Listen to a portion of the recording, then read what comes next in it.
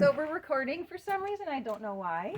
Yeah. No, so I had a viewer ask me how low a profile his car can be and still drive over these Vevor lifts.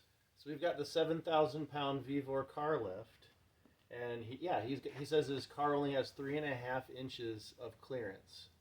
And I'm like, I'm pretty sure you're gonna have a problem. But anyway, Sis was using it, so I couldn't measure it to verify. You know, they got this stuff in the paperwork, and then now she's like, wait a minute, she's putting her wheels back on with new rotors, and she says this, like the tires are sticking out further. Like, are the rotors thicker, or are these not the right rotors? Where it mounts onto the wheel bearings, it's sitting prouder, which then gives you pause, like, you know, it's scraping, it's not quite right, and I've taken it apart, put it back together again, and so it's like, well, what if all the dimensions on the rotors are wrong? So she's wondering if this isn't an OEM, which I would think you would buy OEM, but do sometimes brake manufacturers make rotors a little bit like thicker, where, I mean, she's not seeing as much lug bolts stick out past her lug nuts. Yeah, I mean, it looks, I mean, just by the rust pattern from the prior ones, I've got at least like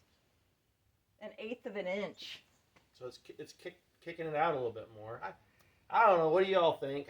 I'm no expert for sure. I don't know, but we're losing light, so, you know, let's get going. She's impatient. She's frustrated because she's working on this thing. And go ahead, we gotta go up before you go down. Yep. Up. Yep. The orientation you'd think would be like this, but it's not. It's this. Well, they've got the print and the arrows. I mean, so you bring it up, and then you flip that's good enough. And then you flip your little safety locks down on both sides so that you just slide right on down. And then we'll be able to measure and answer that, was it Tony? Gosh, I forget what username was. Be able to answer his question and get my tape measure.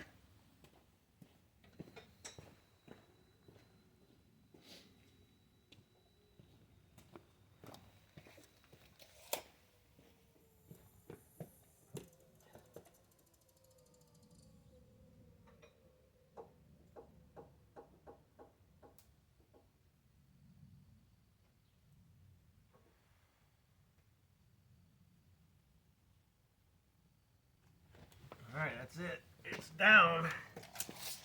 And I'll measure at the tallest spot where you've got this little plate welded on top. Now the paperwork said 4.3 inches. And that's about 4 1/8. So there you have it. I wouldn't, you know, you get a little bounce or whatnot. Tires are a little low maybe one day. If you've got 3.5, ooh, gosh, I mean, you're barely over 4 1/2-inch to play with.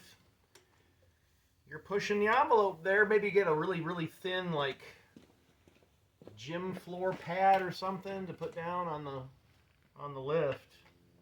Or slide it in from the outside. I like being able to drive over them, though, and then leave them stored under the car, too.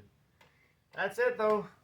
Thanks for watching. She's going to torque this down, and man, it really does not look like those lugs, even after tightening them down. They're almost flush with the, check this out. I know. After this test drive, I'm not going to do it today, but. So there. You see the rust pattern there? I mean, that's a good 1/8 of an inch. Yeah. Sitting proud. Yeah. So, yeah, I don't know. Those are almost flush across. They are not supposed to be that way, I'm pretty sure. No, and look at the backs. The backs line up great, and they're sitting proud by about 1/4 of an inch. Yeah. Yeah, see how they'll stick out more? But she says even those look like they're out further than they used to be. All right, well, let me know what you think. See ya.